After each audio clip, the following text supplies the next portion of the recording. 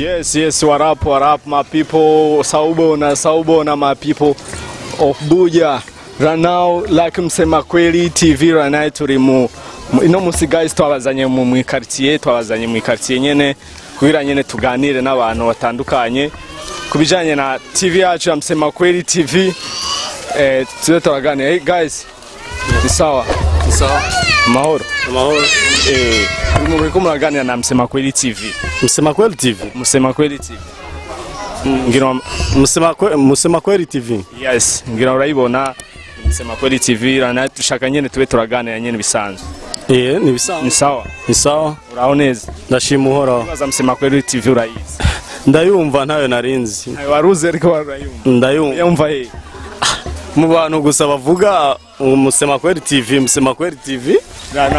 Rana the guys wakunzi ba msema kweli TV turi he. Turi mu Buterere. Buterere akanga. Buterere akabiri kane. All right. Yes guys, twagomba tube turaganira gatoyi. Nashaka umbwirira abantu bariko barabona msema kweli TV bagire subscribe kuri ntuze. Bagire subscribe kuri channel yacu. Ababona bose msema kweli TV. Bagire subscribe. Guys, bagire subscribe. Bagire subscribe.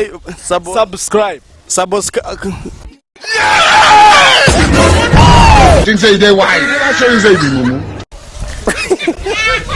The guys, umuntu nyene wo Buterere guys, nyene twabazanye mu quartier kugira nyene tube turaganira ni msema kweli TV. Ni sawa sister? Ni sawa. Ura bakwitande. Francine.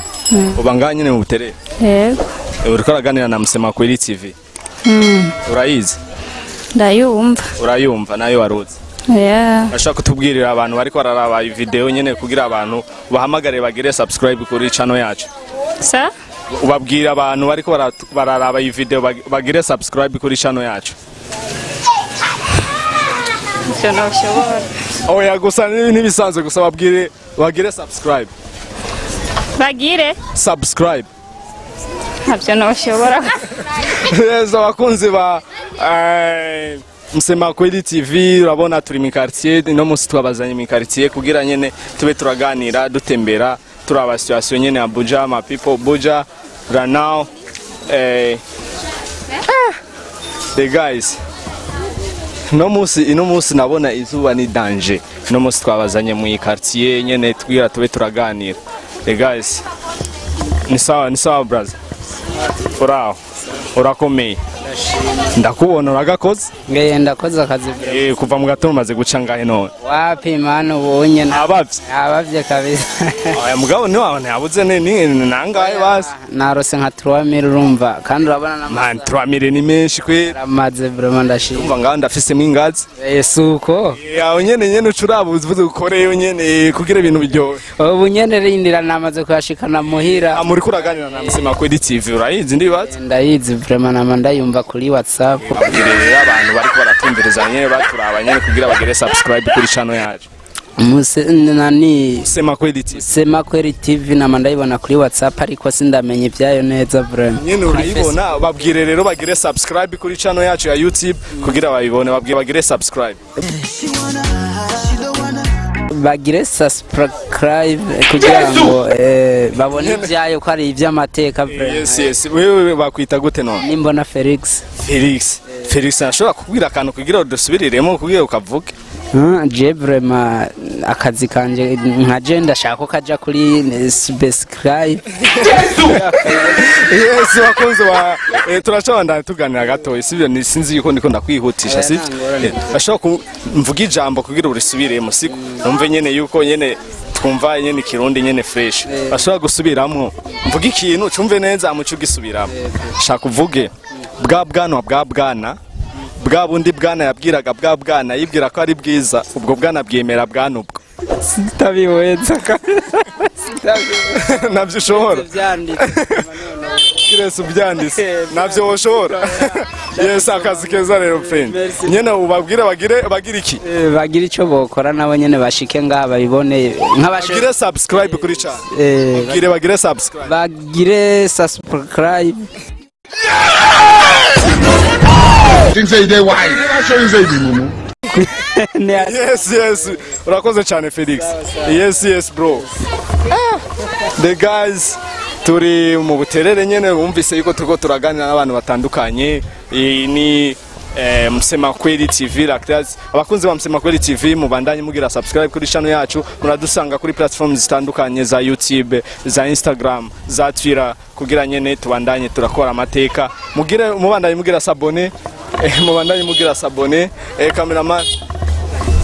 Cameraman turabona abamama hariya. Kuza nyene tugira tubabaze ibijanye na kazi kabo. Ni aje dada? Poa.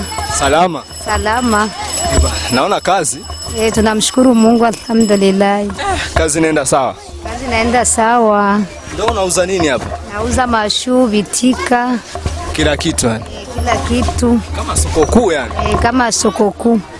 Naona aje ni hali ya hewa vipi? Hali ya hewa tunamshukuru Mungu. Kazi inaenda sawa? Kazi inaenda sawa. Yani sawa. Yani hapa unaongea na Msema Kweli TV. Naisikia? Mama unaongea na Msema Kweli TV. Ndio maana tumepitia hapa tukusalimie tu. Naweza kaambia hata watu wakafanye subscribe kwa channel yetu. Abe. Waambie watu wafanye subscribe kwa channel yetu. Kawaida tu mama. Niambie watu. Waambie watu wafanye subscribe.